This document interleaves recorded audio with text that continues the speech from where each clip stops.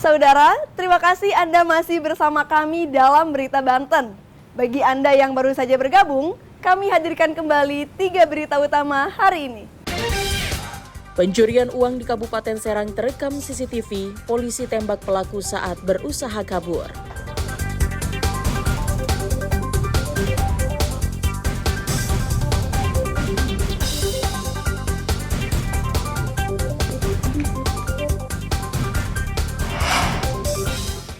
Telat bayar, ratusan perangkat desa di Kabupaten Serang tagih gaji.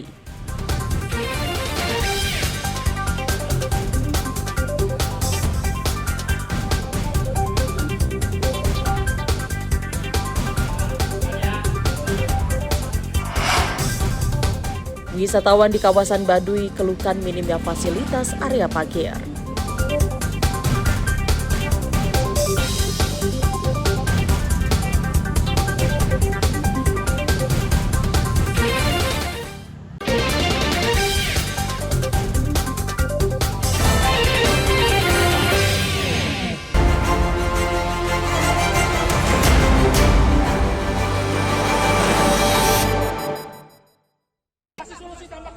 Lonjakan penumpang yang akan menyeberang ke Pulau Sumatera melalui Pelabuhan Merak Kota Cilegon masih terjadi di momen libur Natal dan Tahun Baru. Bahkan sejumlah calon penumpang kapal harus mengantri selama berjam-jam untuk bisa masuk ke dalam kapal Roro. Lamanya antrian menimbulkan gesekan antara penumpang dengan petugas ASDP yang mengatur kendaraan saat masuk kapal. Seperti yang terjadi di dermaga eksekutif, puluhan penumpang terjebak antrian selama berjam-jam. Akibat peristiwa itu, penumpang turun dari kendaraan dan memprotes kebijakan petugas yang tak kunjung menaikkan kendaraan mereka ke lambung kapal. Penumpang kesal karena kendaraannya tak kunjung diberikan jalur, padahal ada satu jalur yang terus didahulukan kendaraan lain menuju kapal. Penumpang bahkan sempat menghalangi kendaraan yang menyerobot antrian.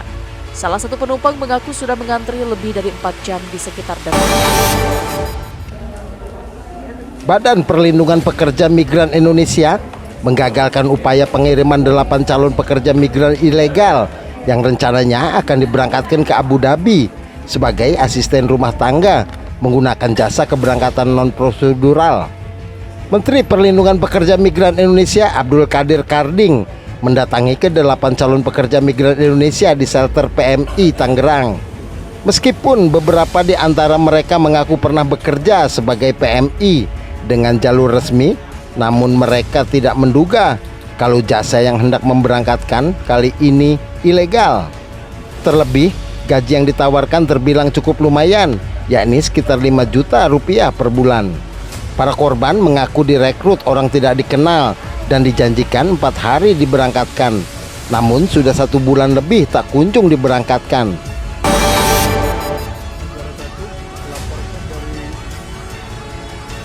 Kebakaran terjadi di salah satu gedung yang berada di lingkungan kampus Universitas Islam Negeri Jakarta Syarif Hidayatullah yang berlokasi di Jalan Juanda, Kecamatan Ciputa, Tangerang Selatan.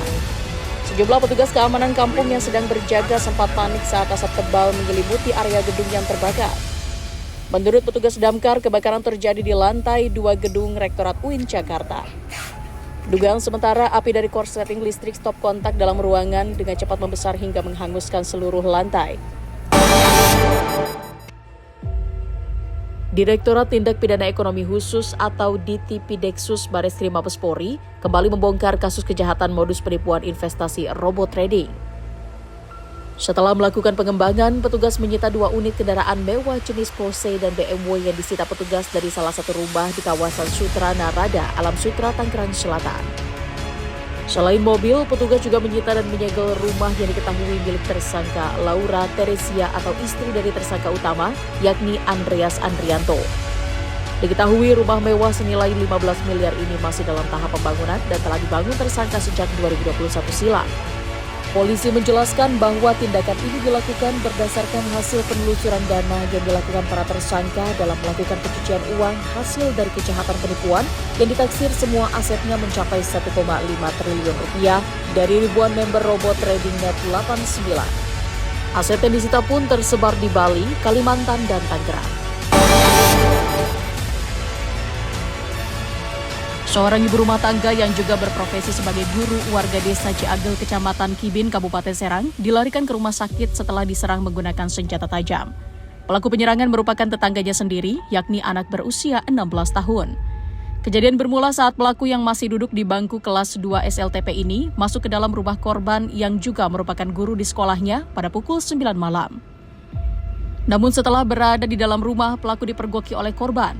Pelaku yang diduga panik langsung mengambil sebilah pisau di bagian dapur dan langsung menyerang pemilik rumah. Akibat kejadian tersebut, korban mengalami luka di bagian perut dan tangan. Menurut salah satu warga, korban sempat berteriak meminta tolong. Oleh warga, korban langsung dilarikan ke rumah sakit.